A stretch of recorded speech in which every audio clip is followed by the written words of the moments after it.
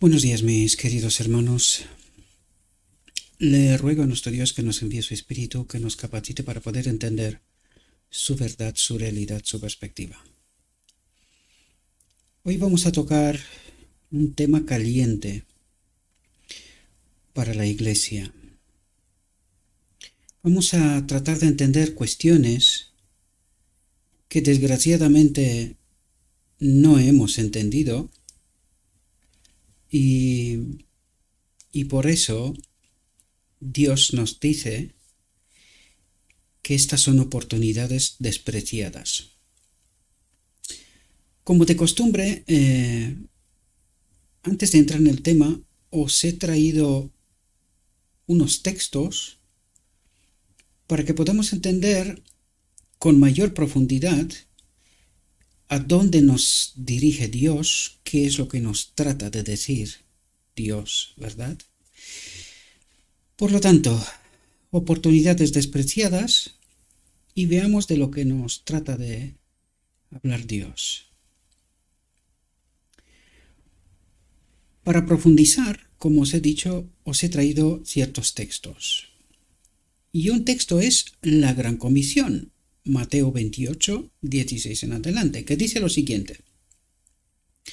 Pero los 11 discípulos se fueron a Galilea, al monte donde Jesús les había ordenado, y cuando le vieron, le adoraron, pero algunos dudaban.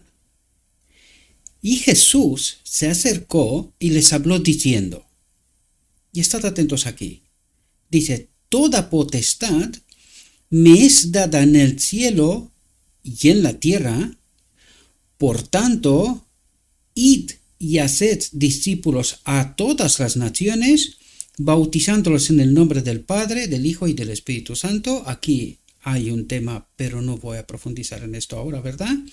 Enseñándoles que guarden todas las cosas que os he mandado. Y atentos lo que dice aquí también. Dice, y he aquí, yo estoy con vosotros todos los días. ¿Quién está con nosotros todos los días? Cristo. Dice, Jesús se acercó y les habló diciendo, toda potestad me dada en el cielo y la tierra, ¿verdad? Y dice, y he aquí, yo estoy con vosotros todos los días hasta el fin del mundo. ¿Quién está con nosotros todos los días? Jesucristo, ¿verdad? Recalco esto porque hablamos mucho, parece ser que sabemos los evangelios, pero no percibimos las trampas, ¿verdad? Los engaños del enemigo y no logramos entender la verdad que es clara y evidente. Pero lo que quiero destacar es con rojo. Jesús nos dice a todos, toda potestad me es dada en el cielo y en la tierra. Toda potestad. Dice, me es dada. ¿Por quién?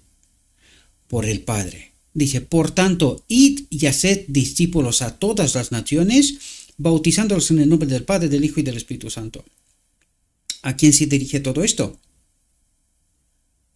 Yo estoy con vosotros hasta el fin del mundo.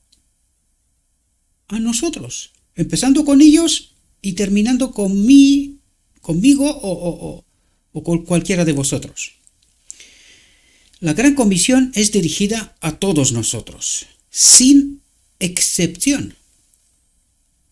Recalco y resalto y subrayo, sin excepción.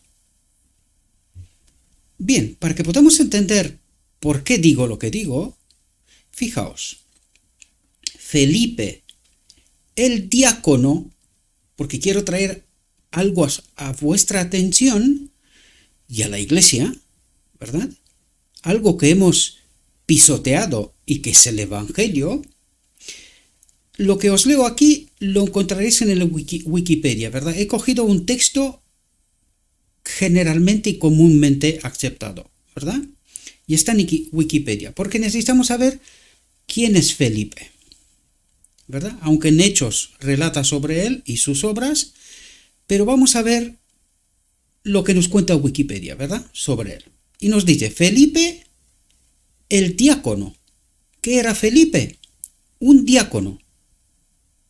¿Comprendemos? Un diácono. Resalto esto porque vamos a comentar sobre este asunto y luego lo que nos dice Dios en la reflexión, ¿verdad? Él era un diácono. Vamos a ver qué es lo que ha hecho este diácono. Por eso lo resalto. Era diácono. Pero vamos a ver cuál es la obra de este diácono, ¿verdad? Dice, fue un judío greco parlante del siglo I que aparece en Hechos de los Apóstoles y que no debe confundirse con Felipe el apóstol. Dice, Felipe el diácono fue constituido para cuidar a los pobres de la comunidad cristiana de Jerusalén cuando los apóstoles ordenan a los primeros 7 diáconos. Dice, Felipe fue elegido por Dios para evangelizar. Un diácono para evangelizar. Resalto todos esos asuntos, queridos, porque nosotros nos hemos pasado por el arco de triunfo, el Evangelio. Y hacemos lo que nos dé la gana. Y luego pretendemos que Dios nos acompañe y luego esperemos que la iglesia tenga éxito. Por lo tanto, dice, Felipe fue elegido por Dios para evangelizar, convertir al cristianismo y bautizar al primer no judío, un eunuco etíope en Gaza, acontecimiento que suele tomarse como el punto de partida de la iglesia etíope. En Etiopía, ¿verdad? Egipto. Dice, Felipe, apodado el evangelista, predicó e hizo milagros en Samaria, convirtió a Simón el mago y sanó, exorcizó y bautizó a gran cantidad de samaritanos. Dice, fueron tantos que la situación obligó a Pedro a dirigirse junto con Juan a Samaria para validar los hechos y orar por los nuevos hermanos. Recalco una vez más, queridos, Felipe era un diácono. Felipe, bajo la compañía de Dios, fue elegido por Dios para evangelizar. ¿Qué es lo que ha hecho? ¿Cuál es la obra que ha hecho Felipe? Yo diría infinitamente más que cualquier pastor hoy en día. ¿Os parece? ¿Qué era Felipe? Un diácono. Lo vuelvo a recalcar, ¿verdad? Bien. Dice, más tarde se radicó en Cesarea, donde tuvo 4 hijos, las cuales adquirieron el don de profecía, y allí recibió la visita de Pablo de Tarso. Dice, y esto es muy importante, Felipe fue muy centrado en Dios. ¿Por qué Felipe fue elegido por Dios? Porque Felipe fue muy centrado en Dios. Por lo tanto, Dios pudo utilizarlo. Fijaos la obra que ha hecho Felipe. Esta es la gran comisión, ¿verdad? Hechos 8, desde el versículo 26. Vamos a estar atentos. Dice, un ángel del Señor habló a Felipe. Un ángel le habló a Felipe, diciendo, levántate y ve hacia el sur, por el camino que desciende de Jerusalén a Gaza, el cual es desierto. Entonces él se levantó y fue. Y sucedió que un etíope, eunuco, funcionario de Candace, reina de los etíopes, el cual estaba sobre todos sus tesoros, y había venido a Jerusalén para adorar, volvía sentado en su carro, atentos, y leyendo al profeta Isaías, el eunuco, el egipcio, y el Espíritu dijo a Felipe, acércate y júntate ese carro. Acudiendo Felipe le oyó que leía al profeta Isaías y dijo, ¿pero entiendes lo que lees? Él dijo, ¿y cómo podré, si alguno no me enseñare? Y rogó a Felipe que subiese y se sentara con él. El pasaje de la escritura que leía era este.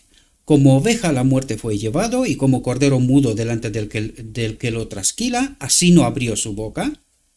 En su humillación no se le hizo justicia, mas su generación, ¿quién la contará? Porque fue quitada de la tierra su vida.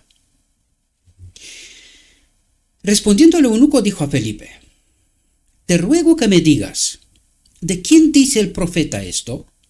¿De sí mismo o de algún otro? Entonces Felipe, abriendo su boca y comenzando desde esta escritura, le anunció el evangelio de Jesús. Yendo por el camino llegaron a cierta agua y dijo el eunuco: aquí hay agua. ¿Qué impide que yo sea bautizado? Parémonos un segundo, queridos. ¿Cómo actúa la iglesia de hoy en esta misma situación? ¿Cómo actúa? ¿Podemos nosotros, igual que Felipe, al presentar a alguien el Evangelio, pararnos y a la petición del creyente, del nuevo converso, bautizarlo? Quiero deciros porque tengo un amigo muy cercano, aquí en la misma ciudad, que hace unos 2 años o 3 quizás, fue expulsado de la iglesia porque al presentar el estudio bíblico, el Evangelio, a un nuevo converso, éste pidió que lo bautizara. Y el hombre lo bautizó. Y a la iglesia, cuando se le presentó este hecho y esta realidad, decidieron expulsar al anciano, era el anciano de iglesia, decidieron expulsar al anciano de iglesia por este mismo hecho, basándose en el manual de iglesia. Ahora, nosotros hemos visto, hasta ahora hemos estudiado un montón de reflexiones, ¿verdad? ¿Es esta idolatría? Es decir, colocar el manual de iglesia a la cual la profeta dijo claramente que no se haga un manual de iglesia. ¿Por qué? Primero, porque dejamos de lado lo escrito está para tratar de cumplir lo que no está escrito. Lo que los hombres dicen. Es decir, los fariseos tenían frente a los 10 mandamientos o 10 principios 640 reglas más. ¿Y qué respetaban ellos? ¿Los 10 principios o las 600 y tantas reglas? Idolatría. ¿Comprendemos? Bien. ¿Qué le pasa a la Odite? Creó un manual de iglesia que coloca el manual de iglesia por encima de lo escrito está. De este modo, un anciano escogido por la iglesia como líder, actuando según lo escrito está, es expulsado, y os hablo de este caso porque es cercano, y podía incluso traerlo para que confirme esta historia, ¿verdad? Pero, ¿a quién colocamos nosotros por encima de lo escrito está? Un manual de iglesia. Pregunto, ¿es esta idolatría? ¿Estamos acordando al hombre o a los hombres, sean quien sean, ¿verdad? Los que han hecho el manual de iglesia, mayor potestad que lo que dice Jesús? Quiero atraeros la atención sobre este asunto porque el tema que estudiamos son oportunidades despreciadas. Y necesitamos entender, este es un asunto entre muchos otros, ¿verdad? Este es el desvío del Evangelio a donde nos fuimos, ¿verdad? Dice, y yendo por el camino llegaron a cierta agua y dijo el eunuco: aquí hay agua. ¿Qué impide que yo sea bautizado? Y atentos lo que dice Felipe. ¿Qué impide que él sea bautizado? Y dice, Felipe dijo: si crees de todo corazón, bien puedes. ¿Cuál es la única condición? Vuelvo a preguntar, ¿cuál es la única condición? Si crees de todo corazón, bien puedes. Y respondiendo dijo, creo, atentos, que Jesucristo,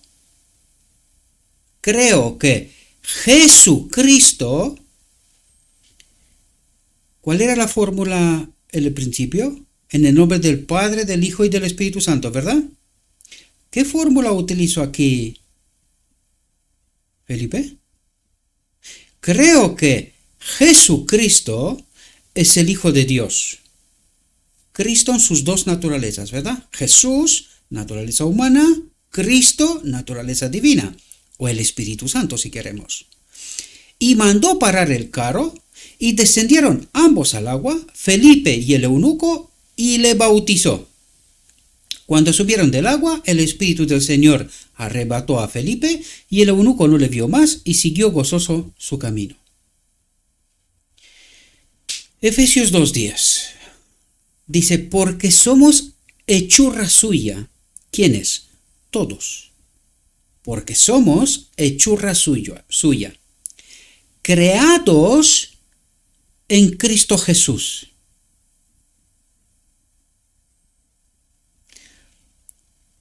Cuidado cómo formula aquí. Antes vimos Jesucristo, ahora vemos Cristo Jesús. ¿Pero de qué nos habla aquí? Aquí nos habla que fuimos creados en Cristo, el Hijo de Dios, uno igual a Dios, Jesús, naturaleza humana, que todavía no la experimentaban porque no llegó el tiempo. Aquí estamos hablando de la creación. Y el Evangelio nos dice, cuerpo me has preparado desde el principio. ¿Qué cuerpo? Jesús. Ese cuerpo que cuando se iba a convertir uno igual al hombre, Jesús se llamará. Por lo tanto, en este caso dice, creados en Cristo, uno igual a Dios, Jesús, para buenas obras, las cuales Dios preparó de antemano. El Evangelio y cómo se iba a llevar a cabo todo esto, Dios preparó de antemano para que anduviésemos, ¿quiénes? Todos en ellas. Hoy las cosas son bien distintas, queridos.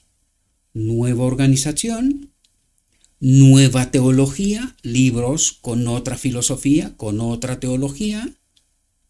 Y nosotros defendemos esta iglesia caída en apostasía como siendo la voluntad de Dios. Y leemos el Evangelio y ni siquiera nos damos cuenta que estamos en idolatría, queridos. Al no cumplir justo lo que Cristo dijo, lo que Jesús dijo, la gran comisión, ¿verdad? No cumplir, la vuelvo a subrayar, no cumplir la gran comisión. Bien, ahora toca entrar en la reflexión. Veamos de qué oportunidades despreciadas nos habla Dios. Dice, el espíritu del buen samaritano no ha estado muy representado en nuestras iglesias. El espíritu del buen samaritano.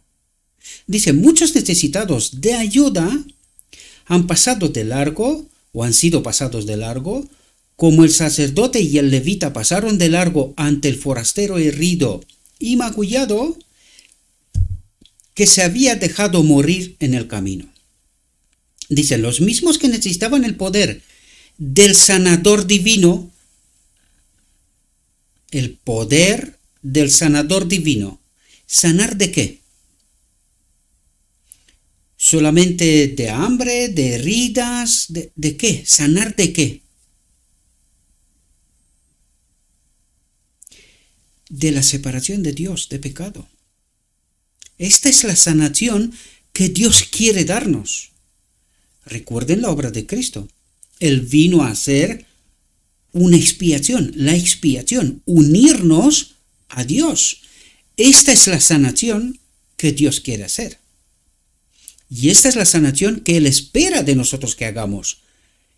¿Qué es lo que ha pasado que leímos antes? ¿Qué es el bautismo?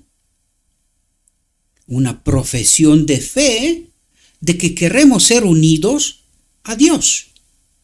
Esto representa el bautismo en realidad, ¿verdad? Una profesión de fe de que queremos ser sanados de pecado. Y a partir de este momento empezamos un camino, un recorrido de sanación, porque hay todo un proceso con nuestro carácter de desvincularlos del mundo y vivir según las normas del reino de Dios, ¿verdad? Pues los mismos que necesitaban el poder del sanador divino para curar sus heridas han quedado desatendidos y sin atención. Muchos han actuado como si bastara con saber que Satanás tenía su trampa preparada para un alma y podían irse a casa y no ocuparse de la oveja perdida. Es decir, nosotros pasamos de largo de las necesidades de nuestros hermanos, ¿verdad? Y no solo de nuestros hermanos, porque en realidad lo que el enemigo ha hecho es centrarnos en nosotros mismos, exclusivamente, y olvidarnos de que hay un mundo que perece, en desconocimiento, y que necesita ser sanados, unidos a Dios, ¿verdad? Fijaos lo que nos dice. Es evidente que los que manifiestan tal espíritu,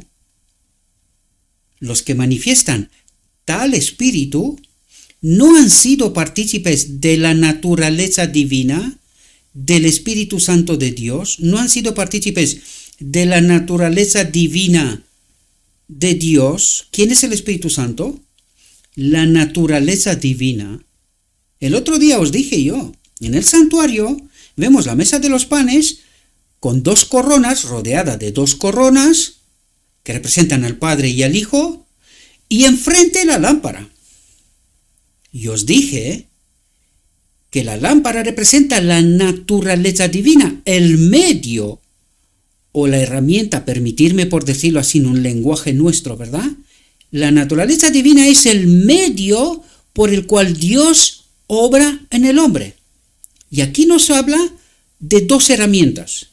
Fijaos, es evidente que los que manifiestan tal espíritu, ¿espíritu de quién? Del enemigo, no han sido partícipes de la naturaleza divina, del espíritu de Dios.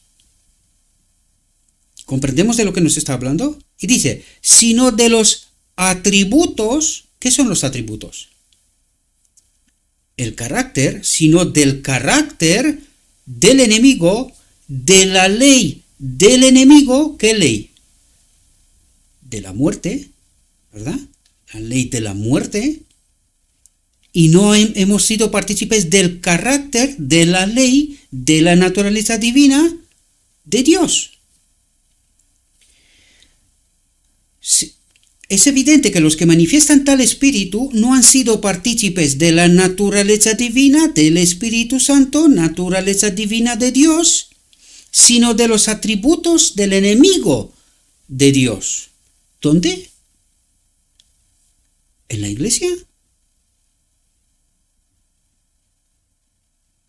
¿Y qué es lo que han hecho esta gente? ¿Que se ha hecho partícipe de los atributos del enemigo en la iglesia? Descuidar a los necesitados. De dentro y de fuera, ¿verdad? Y estos son atributos, carácter del enemigo, ¿verdad? Recalco esto, mis queridos hermanos, porque Dios nos dice oportunidades despreciadas. Hemos perdido oportunidades de representar, de glorificar el carácter de Dios, la ley, porque de eso nos habla en realidad Dios. Él está esperando una generación que comprenda los fundamentos del universo, el carácter de Dios, la ley, y que lo glorifique. ¿Y de qué nos habla aquí? Que en lugar de glorificar a Dios, nosotros experimentamos los atributos del enemigo de Dios, descuidando a nuestros hermanos, mientras decimos que los amamos. Fijaos lo que nos dice aquí Dios. Alguien debe cumplir la comisión de Cristo. Alguien debe cumplir la comisión de Cristo. Alguien debe llevar a cabo la obra que Él comenzó a hacer en la tierra. Y a la iglesia se le ha dado este privilegio. ¿A quién? A los pastores. Solo ellos pueden bautizar, solo ellos pueden dar Santa Cena, solo ellos pueden hacer ciertas cosas. Tiren el manual de iglesia. Tírenlo, porque es basura. Y a la iglesia se le ha dado este privilegio a todos por igual de profesar, predicar, presentar, experimentar la comisión de Cristo. Oportunidades despreciadas. Dice, para este propósito ha sido organizada. ¿Perdona? ¿Para qué ha sido organizada la iglesia? Para cumplir con la gran comisión. ¿Y lo cumple? ¿O solo los pastores? Digamos que fueran así. ¿Los pastores la cumplen? ¿Por qué la iglesia no solo que está estancada, sino que está decreciendo? ¿Por qué? Imaginémonos ahora que todos y cada uno de los miembros de iglesia aprovecharían los privilegios de la gran comisión entregados por Cristo a todos los miembros de iglesia. Y que cada uno de ellos saliera y hiciera la obra que hizo Felipe, el diácono. Era un diácono, que en realidad los diáconos en la iglesia hoy día casi no se los considera, ¿verdad? Casi que no. Tienes que ser anciano, pero una vez que eres anciano, tampoco importas demasiado. ¿Verdad? Recalco una vez más, Felipe el diácono y la obra que Felipe hizo. Esta obra la tenemos que cumplir todos, queridos, por igual, sin distinción alguna. Esta es la verdadera iglesia de Cristo, la que glorifica a Cristo, a Dios. Dice, ¿por qué entonces los miembros de la iglesia no han aceptado la responsabilidad? ¿Por qué entonces los miembros de la iglesia no han aceptado la responsabilidad, la gran comisión de Cristo? Hay quienes han visto esta gran negligencia, han visto las necesidades de muchos que están en el sufrimiento y la necesidad, y dice, hay quienes, algunos, ¿verdad? Más despiertos, más entregados a Dios, al Evangelio, ¿verdad? Para entender. Dice, han reconocido en estas pobres almas a aquellos por quienes Cristo dio su vida. Dice, y sus corazones se han conmovido con piedad. Toda energía se ha despertado para la acción, han comenzado a organizar a los que cooperarán con ellos para llevar la verdad del Evangelio. Lo recalco, la verdad del Evangelio, no la supuesta verdad que la iglesia cree tener y no la comprende y menos la cumple. ¿Por qué? ¿Para qué propósito ha sido organizada la iglesia? Esto es muy importante comprender, mis queridos hermanos. La iglesia fue organizada 1863 en adelante, ¿eh? ¿Pero por qué? Hasta aquel momento, ¿por qué no había sido organizada? Decimos, no había sido organizada. Sí que estaba organizada. Sí que estaba organizada. Hasta 1863 la iglesia había sido organizada, pero no institucionalizada. ¿Y por qué se hizo la institución? Porque necesitaban imprenta, porque tenían los sanatorios, en fin, una serie de cuestiones, ¿verdad? Pero ¿esto qué quiere decir? ¿Que hasta aquel momento no era iglesia? ¿Pero quién la levantó? Cristo mismo, ¿no? Los mensajes de los tres ángeles, Cristo mismo. Por lo tanto, hasta 1863 no fue iglesia. ¿Y para qué se hizo la institución? Que luego resultó ser un gravísimo error, ¿verdad? El que lee con la mente despierta el espíritu profecía comprende. Y por eso vemos, después de 1888, todo lo que hemos visto en todas esas reflexiones que no nos gustan, yo ya lo sé, no nos gustan. Pero la sierva, Cristo a través de la sierva, nos dice la consecuencia de nuestras decisiones, de nuestras elecciones, ¿verdad? Estas son las consecuencias. Y ahora tenemos que arreglar estos errores conceptuales. Eso es lo que tiene que hacer la última generación. Someterse solamente a Cristo. Por eso vemos 18:4, salid de ella, pueblo mío. ¿De qué? Salid de la apostasía. Sométanse a Cristo. Cumplan con la gran comisión. Para este propósito ha sido organizada la iglesia. Dice, han comenzado a organizar a los que cooperarán con ellos para llevar la verdad del Evangelio ante muchos que ahora están en el vicio y la iniquidad, para que puedan ser redimidos de una vida de disipación y pecado. Dice, los que se han dedicado a esta obra de ayuda cristiana han estado haciendo lo que el Señor desea que se haga, y Él ha aceptado sus labores. Y Él, Cristo, ha aceptado sus labores. Lo que se ha hecho en esta línea es una obra con la que todo adventista del séptimo día debería simpatizar y respaldar de todo corazón, y a la que debería aferrarse seriamente. Debería aferrarse a esta obra seriamente, dice.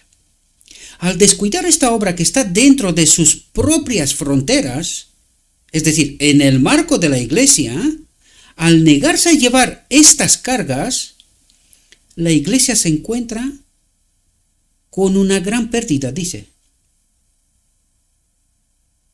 Se ha quedado insignificante, y por eso los maestros quisieron reconocimiento, que no se les considere secta. ¿Por qué? Porque eran tan pequeños, tan poquitos. Claro, ¿por qué eran poquitos? Porque no les acompañaba Cristo. Porque no han hecho lo que debería de haber hecho. Porque es muy simple. Simplemente hay que pensar. Cristo acompañó la primera generación a través de la sierva, ¿verdad? ¿Y cómo llegaron a 1888?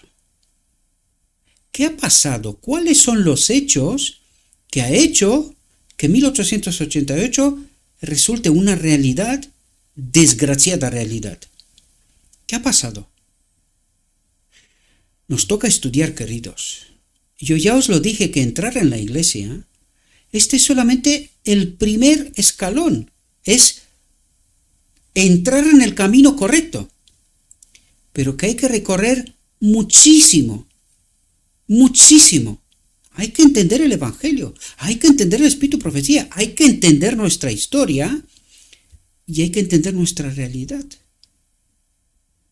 Para que luego podamos, de verdad, glorificar a Dios, que es lo que espera a través de una última generación, que esté despierta. Las 10 vírgenes y la voz en medio de la oscuridad. Prepárense, viene el novio. No lo sé si entendemos, ¿verdad? Dice, lo que se ha hecho en esta línea es una obra con la que todo adventista del séptimo día debería simpatizar y respaldar de todo corazón, y a la que debería aferrarse seriamente. Al descuidar esta obra que está dentro de sus propias fronteras, al negarse a llevar estas cargas, la iglesia se encuentra con una gran pérdida. Si la iglesia hubiera asumido esta obra, ¿qué obra? La gran comisión, debería haberlo hecho. Habría sido el medio para salvar muchas almas, que de lo contrario se están perdiendo. ¿Y qué nos dice el Evangelio?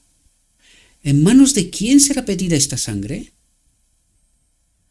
De los ignorantes y los indolentes que han entregado su obra en manos de otros, han delegado. Ellos están preparados que la hagan ellos. ¿Sí? ¿Eso es lo que te dice Cristo? Dice, a causa de su negligencia, el Señor ha mirado con desagrado a la iglesia. A causa de su negligencia, el Señor ha mirado con desagrado a la iglesia. Muchos han mostrado un amor por la facilidad y la indulgencia egoísta. Que lo hagan otros, ¿verdad? Que lo hagan los que están más arriba, ¿verdad? En los escalones. Porque eso es lo que nos ha enseñado el carácter del enemigo de Dios, ¿verdad? Dice, algunos que han tenido el privilegio de conocer la verdad bíblica, no la han llevado al santuario interior del alma. Al santuario interior del alma. Dice, Dios hace responsables a todos ellos de los talentos que no le han devuelto en un servicio honesto y fiel, haciendo todo lo posible por buscar y salvar a los que se han perdido. Y esta gente está en medio de la iglesia y cree ser salva. Y no entiende, el Señor ha mirado con desagrado a la iglesia. ¿Este es mi pueblo? ¿El que me tiene que glorificar? ¿El que tiene que terminar la obra? ¿Este es mi pueblo? Dice, estos siervos perezosos son representados como si vinieran atentos a la cena de las bodas sin el traje de bodas. ¿Qué es el traje de bodas? Un carácter semejante a Cristo. Por eso en medio de la noche hay un grito, prepárense, viene el novio. ¿Prepárense qué? Un carácter. Y por eso nos dice, este carácter no se puede formar en el último momento. Es imposible. Estos siervos perezosos son representados como si vinieran a la cena de las bodas sin el traje de bodas. Es decir, viene con su propio traje, que ya conocemos, ¿verdad? El relato bíblico. Que le preguntará, pero ¿tú qué estás buscando aquí? ¿Cómo has llegado aquí? Y lo echa fuera, ¿verdad? Dice, el manto de la justicia de Cristo. ¿Qué es la justicia de Cristo? El Padre en Cristo y el Espíritu de Cristo, la naturaleza divina de Cristo en nosotros. Este es el manto de justicia. Esto es Cristo nuestra justicia. Dice, han aceptado nominalmente con el nombre la verdad, pero no la practican. No es una experiencia real de su vida. Dice, profesando estar circuncidados, en realidad están entre los incircuncisos. Profesan ser la iglesia, pero glorifican al enemigo de Dios. Este es el carácter que tienen. ¿Por qué no nos entusiasmamos con el Espíritu de Cristo? Porque no hemos comido la carne, queridos. Por eso no nos entusiasmamos con el Espíritu de Cristo, porque alguien nos engaña y nos dice que lo tenemos. Pero Dios dice, ¿por qué no nos entusiasmamos con el Espíritu de Cristo? El Espíritu Santo, el Espíritu de Cristo. Porque no lo hemos experimentado, queridos. Esta es la realidad. ¿Por qué no nos conmueve, por qué nos conmueve tampoco los gritos lastimeros de un mundo que sufre? Y ya lo vemos cómo está. ¿Consideramos nuestro exaltado privilegio de añadir una estrella a la corona de Cristo, un alma liberada de las cadenas con que Satanás la ha atado, un alma salvada en el reino de Dios. La Iglesia debe darse cuenta de su obligación de llevar el Evangelio de la verdad presente a toda criatura. Les ruego que lean los capítulos 3 y 4 de Zacarías. Si se entienden estos capítulos, si se reciben, se hará una obra para los que tienen hambre y sed de justicia, una obra que significa para la Iglesia, avanzad y subid, no bajad. Subid en el carácter de Cristo. Espero, mis queridos hermanos, que podamos entender lo que Dios nos dice. Oportunidades despreciadas, para que en la corona de Cristo se le pueda añadir una estrella más. Dijo mi guía, todavía hay mucha luz a la que la Iglesia la llama oscuridad, apostasía, alejarse del Evangelio, y no sabe que ya ha bebido del vino de Babilonia. Por eso no entiende lo que dice Cristo. Dijo mi guía, todavía hay mucha luz que debe brillar de la ley de Dios y del Evangelio de la justicia. Este mensaje, entendido en su verdadero carácter, no me canso de subrayar esto, en su verdadero carácter, no en el carácter del enemigo, y proclamado en el Espíritu de Cristo, crecerá hasta alcanzar una importancia tan grande como apenas soñéis, y iluminará la tierra con su gloria. Espero, mis queridos hermanos, que de una vez podamos entender las profundidades del Evangelio, que podamos entender lo que Dios llama oportunidades despreciadas para ti y para mí, queridos, de cumplir la gran comisión, de glorificar a Dios, de santificarnos y purificarnos en el día de la expiación de toda falsa doctrina. Estamos obedeciendo más al hombre, manual de iglesia, que lo escrito está, el Evangelio de la justicia. Y espero que haya un remanente lo suficientemente lleno del Espíritu para que pueda entender estos mensajes. Salid de ella, pueblo mío, nos dice el Evangelio. Purifíquense, salgan de la apostasía.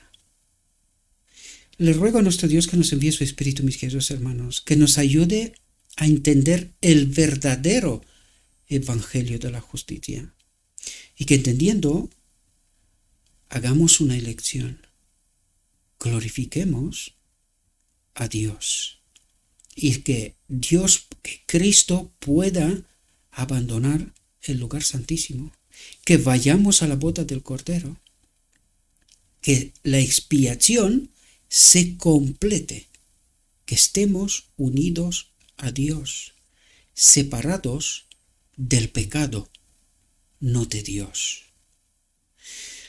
Os deseo, mis queridos hermanos, que tengáis un próspero día y en todo lo que os he dicho, os lo he dicho en nombre de Cristo Jesús. Amén.